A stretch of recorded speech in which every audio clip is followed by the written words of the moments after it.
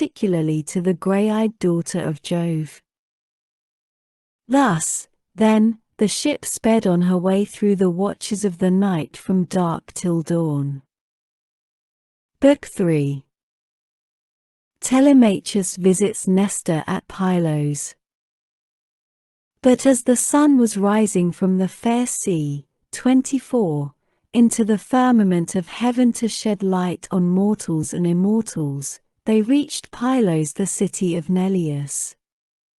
Now the people of Pylos were gathered on the sea shore to offer sacrifice of black bulls to Neptune, lord of the earthquake. There were 9 guilds with 500 men in each, and there were 9 bulls to each guild. As they were eating the inward meats, 25, and burning the thigh bones, on the embers, in the name of Neptune, Telemachus and his crew arrived, furled their sails, brought their ship to anchor, and went ashore. Minerva led the way and Telemachus followed her. Presently she said, "Telemachus, you must not be in the least shy or nervous. You have taken this voyage to try and find out where your father is buried and how he came by his end. So go straight up to Nestor that we may see what he has got to tell us. Beg of him to speak the truth, and he will tell no lies, for he is an excellent person." "But how, Mentor," replied Telemachus, "dare I go up to Nestor, and how am I to address him? I have never yet been used to holding long conversations with people, and am ashamed to begin questioning one who is so much older than myself." "Some things, Telemachus," answered Minerva, "will be suggested to you by your own instinct, and heaven will prompt you further, for I am assured that the gods have been with you from the time of your birth until now." She then went quickly on, and Telemachus followed in her steps till they reached the place where the guilds of the Pylian people were assembled. There they found Nestor sitting with his sons, while his company round him were busy getting dinner ready, and putting pieces of meat onto the spits, 26, while other pieces were cooking. When they saw the strangers they crowded round them, took them by the hand and bade them take their places. Nestor's son Pisistratus at once offered his hand to each of them, and seated them on some soft sheepskins that were lying on the sands near his father and his brother Thrasymedes. Then he gave them their portions of the inward meats and poured wine for them into a golden cup, handing it to Minerva first, and saluting her at the same time. "Offer a prayer, sir," said he, "to King Neptune, for it is his feast that you are joining. When you have duly prayed and made your drink offering, pass the cup to your friend that he may do so also. I doubt not that he too lifts his hands in prayer, for man cannot live without God in the world. Still he is younger than you are, and is much of an age with myself, so I will give you the precedence." As he spoke he handed her the cup. Minerva thought it very right and proper of him to have given it to herself first, winking sad smiley 27. She accordingly began praying heartily to Neptune. "O thou," she cried, "that encirclest the earth, vouchsafe to grant the prayers of thy servants that call upon thee. More especially we pray thee send down thy grace on Nestor and on his sons, thereafter also make the rest of the Pylian people some handsome return for the goodly hecatomb they are offering you. Lastly, grant Telemachus and myself a happy issue, in respect of the matter that has brought us in our ship to Pylos." When she had thus made an end of praying, she handed the cup to Telemachus and he prayed likewise. By and by, when the outer meats were roasted and had been taken off the spits, the carvers gave every man his portion and they all made an excellent dinner. As soon as they had had enough to eat and drink, Nestor, knight of Gerene, began to speak. "Now," said he, "that our guests have done their dinner, it will be best to ask them who they are." "Who, then, sir strangers, are you, and from what port have you sailed? Are you traders? Or do you sail the seas as rovers with your hand against every man, and every man's hand against you?" Telemachus answered boldly, for Minerva had given him courage to ask about his father and get himself a good name. "Nestor," said he, "son of Neleus, honor to the Achaean name, you ask whence we come, and I will tell you. We come from Ithaca under Neritum, 28, and the matter about which I would speak is of private not public import. I seek news of my unhappy father Ulysses, who is said to have sacked the town of Troy in company with yourself. We know what fate befell each one of the other heroes who fought at Troy, but as regards Ulysses, heaven has hidden from us the knowledge even that he is dead at all, for no one can certify us in what place he perished, nor say whether he fell in battle on the mainland, or was lost at sea amid the waves of Amphitrite.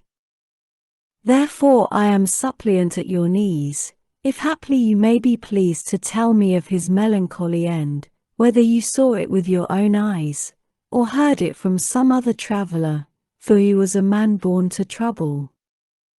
Do not soften things out of any pity for me, but tell me in all plainness exactly what you saw. If my brave father Ulysses ever did you loyal service, either by word or deed, when you Achaeans were harassed among the Trojans, bear it in mind now as in my favor and tell me truly all."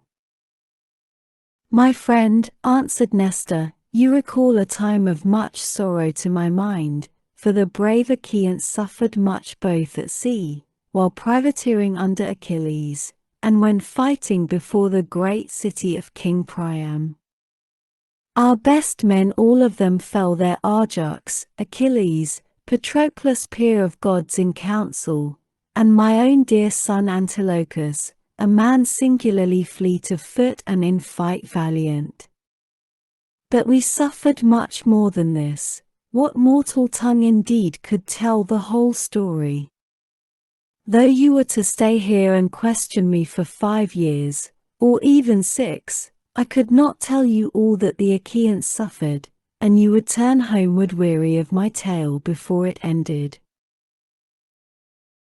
9 long years did we try every kind of stratagem, but the hand of heaven was against us. During all this time there was no one who could compare with your father in subtlety. If indeed you are his son, I can hardly believe my eyes, and you talk just like him too. No one would say that people of such different ages could speak so much alike.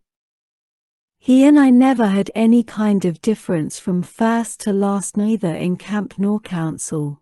But in singleness of heart and purpose we advised the Argives how all might be ordered for the best. When, however, we had sacked the city of Priam, and were setting sail in our ships as heaven had dispersed us, then Jove saw fit to vex the Argives on their homeward voyage, for they had not all been either wise or understanding, and hence many came to a bad end through the displeasure of Jove's daughter Minerva, who brought about a quarrel between the 2 sons of Atreus. The sons of Atreus called a meeting which was not as it should be, for it was sunset and the Achaeans were heavy with wine.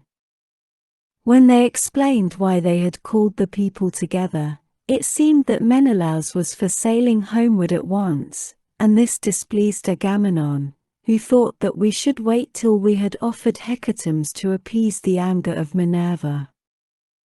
Fool that he was, he might have known that he would not prevail with her, for when the gods have made up their minds they do not change them lightly. So the 2 stood bandying hard words, whereon the Achaeans sprang to their feet with a cry that rent the air, and were of two minds as to what they should do. That night we rested and nursed our anger, for Jove was hatching mischief against us. But in the morning some of us drew our ships into the water and put our goods with our women on board, while the rest, about half in number, stayed behind with Agamemnon. We, the other half, embarked and sailed, and the ships went well, for heaven had smoothed the sea. When we reached Tenedos we offered sacrifices to the gods, for we were longing to get home. Cruel Jove, however, did not yet mean that we should do so, and raised a second quarrel, in the course of which some among us turned their ships back again, and sailed away under Ulysses to make their peace with Agamemnon. But I, and all the ships that were with me, pressed forward, for I saw that mischief was brewing. The son of Tydeus went on also with me, and his crews with him.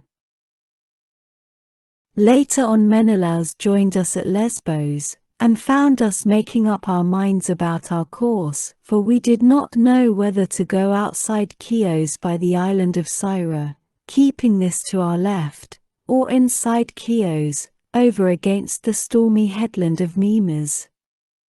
So we asked heaven for a sign, and were shown one to the effect that we should be soonest out of danger if we headed our ships across the open sea to Euboea. This we therefore did, and a fair wind sprang up which gave us a quick passage during the night to Gerestus. 29. Where we offered many sacrifices to Neptune for having helped us so far on our way. 4 days later Diomed and his men stationed their ships in Argos, but I held on for Pylos, and the wind never fell light from the day when heaven first made it fair for me. Therefore, my dear young friend, I returned without hearing anything about the others. I know neither who got home safely nor who were lost, but, as in duty bound, I will give you without reserve the reports that have reached me since I have been here in my own house. They say the Myrmidons returned home safely under Achilles' son Neoptolemus, so also did the valiant son of Poias, Philoctetes. Idomeneus, again, lost no men at sea, and all his followers who escaped death in the field got safe home with him to Crete.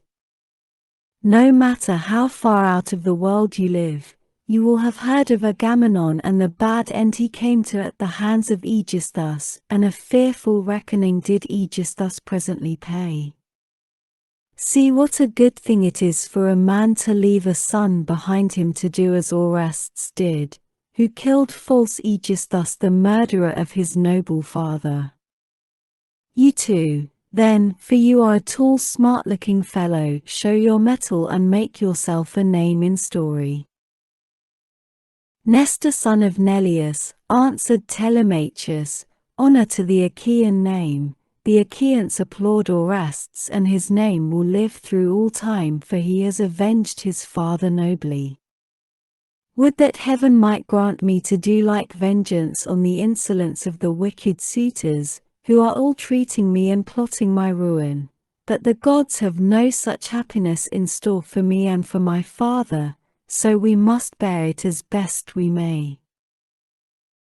My friend, said Nestor, now that you remind me, I remember to have heard that your mother has many suitors, who are ill disposed towards you and are making havoc of your estate. Do you submit to this tamely, or are public feeling and the voice of heaven against you? Who knows but what Ulysses may come back after all, and pay these scoundrels in full, either single-handed or with a force of Achaeans behind him. If Minerva were to take as great a liking to you as she did to Ulysses when we were fighting before Troy, for I never yet saw the gods so openly fond of anyone as Minerva then was of your father, if she would take as good care of you as she did of him, these wolves would soon some of them forget their wooing. Telemachus answered,